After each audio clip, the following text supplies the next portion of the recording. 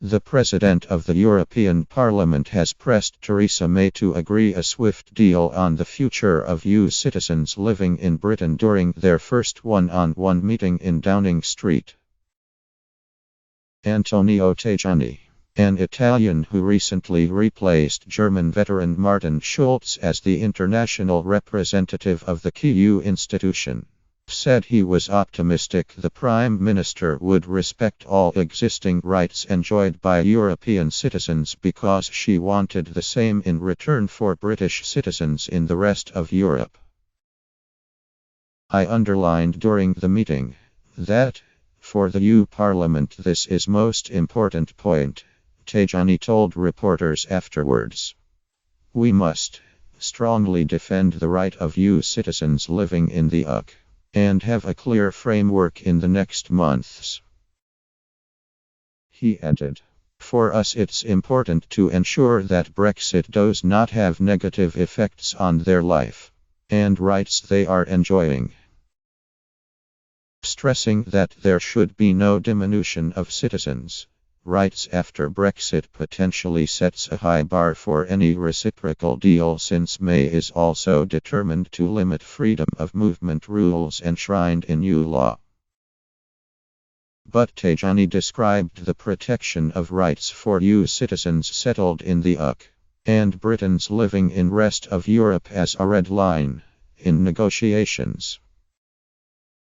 We want to defend the same today rights, he said. This is very clear in the text approved by a very large majority by the European Parliament. For us, it is a priority and it is a red line. It's impossible to go back, he said.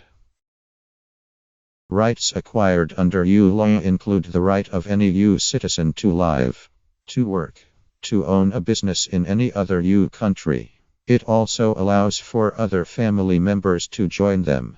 A right EU citizens have been campaigning to protect, as this accommodates future care of widowed parents. Despite describing the meeting as good-natured, Tajani said he had so far failed to secure any firm commitment from May to address the European Parliament, something MEPs had been calling for to demonstrate their importance in ratifying any Brexit deal.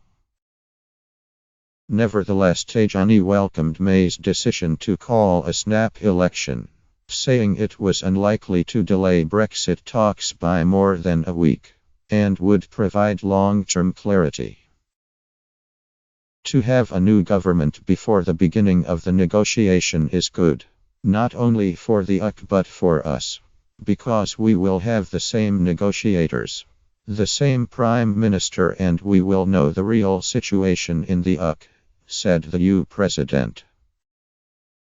It is better for us to work with the same government, and not with a potential election campaign looming.